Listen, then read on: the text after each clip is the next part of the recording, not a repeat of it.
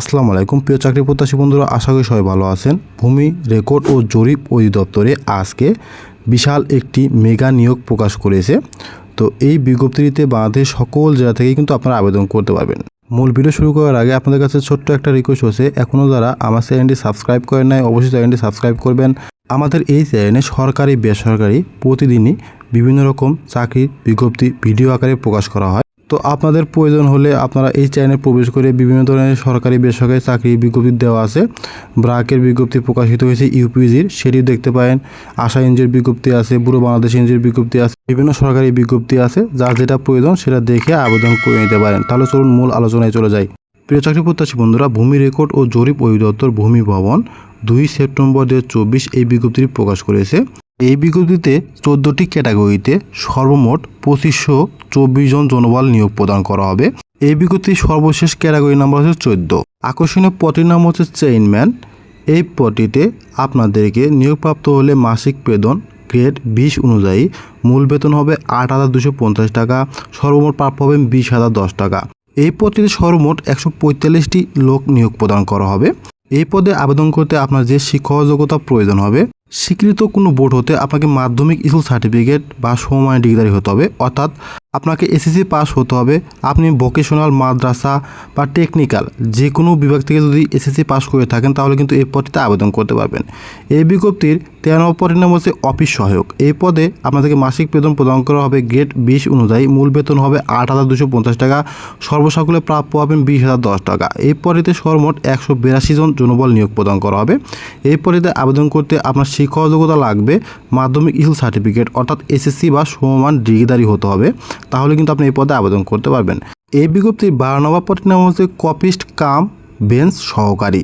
এই পদটিতে নিয়োগপ্রাপ্ত হলে আপনাদেরকে গ্রেড 16 অনুযায়ী মাসিক বেতন প্রদান করা হবে 9,300 টাকা মূল বেতন, এবং সর্বসাকুল্যে আপনারা প্রাপ্য হবেন 22,490 টাকা। এই পদটিতে সর্বমোট 480 জন জনবল নিয়োগ প্রদান করা হবে। এই পদে আবেদন করতে আপনাকে স্বীকৃত কোনো বোর্ড হতে উচ্চ মাধ্যমিক বা সমমান, অর্থাৎ এইচএসসি বা সমমান ডিগ্রি হতে হবে, আপনার দ্বিতীয় বিভাগ থাকতে হবে, এবং কম্পিউটারে চালানোয় দক্ষ হতে হবে। বাংলায় এবং ইংরেজিতে আপনার 20 শব্দ লেখার মতো হাতের স্পিড থাকতে হবে। এই বিজ্ঞপ্তির 11 নম্বর পদটির নাম হচ্ছে জাজ মোহরার। এই পদটিতে নিয়োগপ্রাপ্ত হলে আপনাকে গ্রেড 16 অনুযায়ী মূল বেতন দেওয়া হবে 9,300 টাকা, সর্বসাকুল্যে প্রদান করা হবে 22,490 টাকা।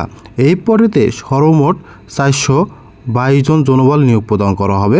এই পদে আবেদন করতে আপনার শিক্ষাগত যোগ্যতা লাগবে উচ্চ মাধ্যমিক বা সমমান, অর্থাৎ এইচএসসি বা সমমান ডিগ্রি হতে হবে, আপনার অবশ্যই দ্বিতীয় বিভাগ ডিগ্রি হতে হবে, আপনাকে কম্পিউটার চালানোয় দক্ষ হতে হবে। এই বিজ্ঞপ্তির 10 নম্বর পদটির নাম হচ্ছে খারিজ সহকারী। এই পদটিতে নিয়োগপ্রাপ্ত হলে গ্রেড 16 অনুযায়ী আপনাকে মাসিক বেতন মূল 9,300 টাকা এবং সর্বসাকুল্যে প্রদান করা হবে 22,490 টাকা। এই পদটিতে সর্বমোট 474 জন জনবল নিয়োগ প্রদান করা হবে।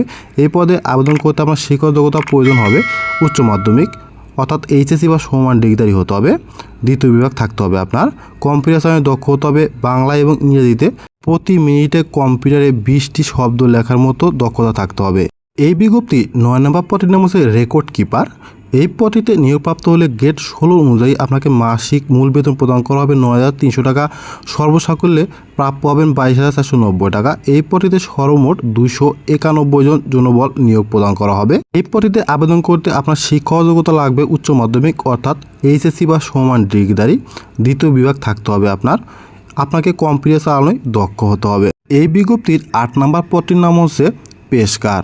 এই পদটিতে নিয়োগপ্রাপ্ত হলে গ্রেড 16 অনুযায়ী আপনাকে মূল বেতন প্রদান করবে 9,300 টাকা, সর্বসাকুল্যে প্রদান করবে 22,490 টাকা। এই পদটিতে সর্বমোট 378 জন জনবল নিয়োগ প্রদান করা হবে।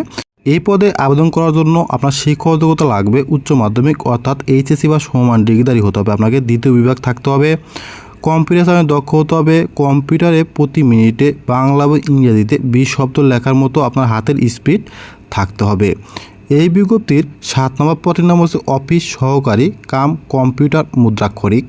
এই পদটিতে গ্রেড 16 অনুযায়ী আপনাকে মাসিক বেতন প্রদান করা হবে মূল বেতন 9,300 টাকা, সর্বসাকুল্যে প্রদান করা হবে 22,490 টাকা।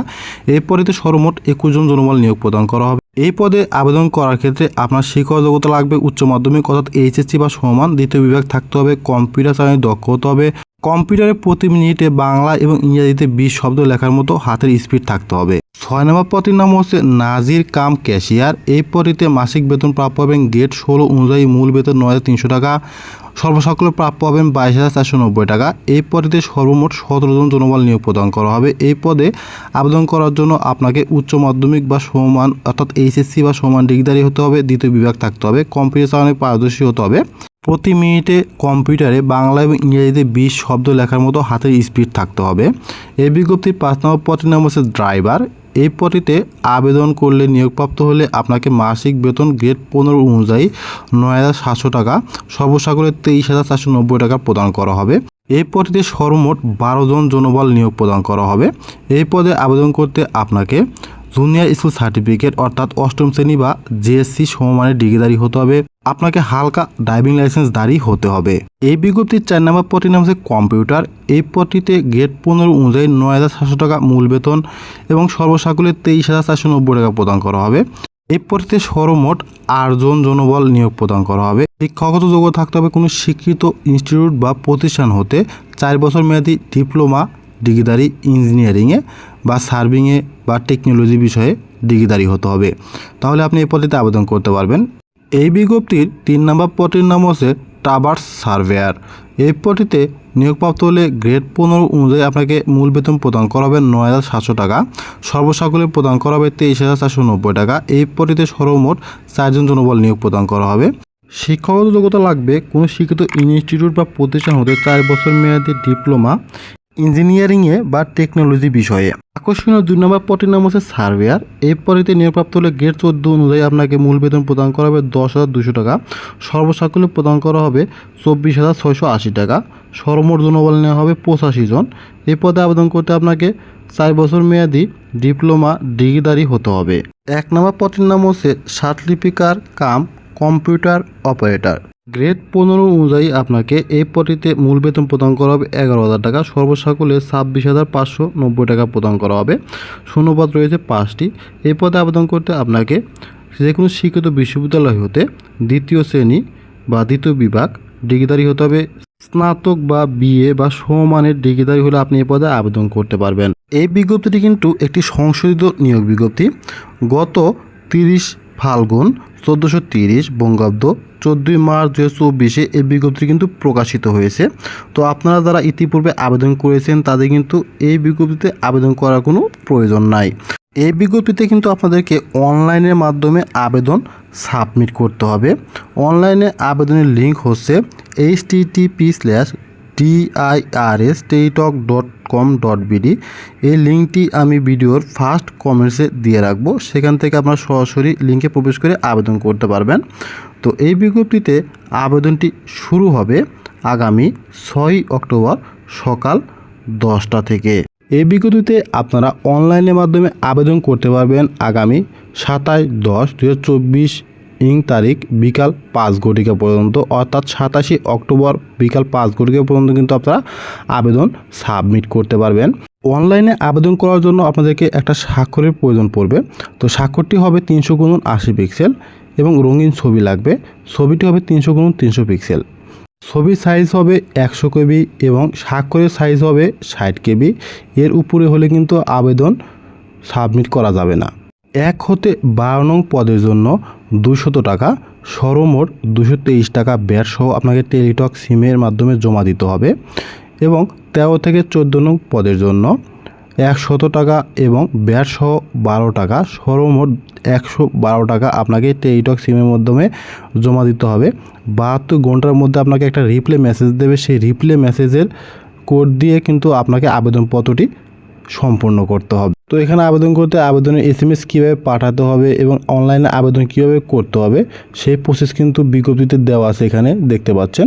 তো আপনারা একটু কষ্ট করে দ্বিতীয় কমেন্ট চেক করবেন, দ্বিতীয় কমেন্টসে এই বিজ্ঞপ্তিটির লিঙ্ক পাবেন, সেখান থেকে ভালোভাবে দেখে আপনার আবেদনটি সম্পূর্ণ করে নেবেন।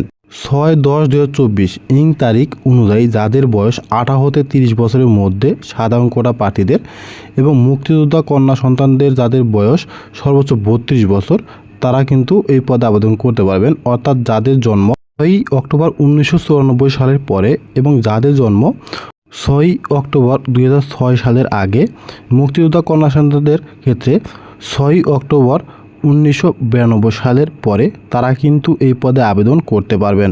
ভিডিওটি শুরু থেকে শেষ পর্যন্ত দেখার জন্য আপনাকে অসংখ্য ধন্যবাদ। Thank you so much. সবাই ভালো থাকবেন। আসসালামু আলাইকুম।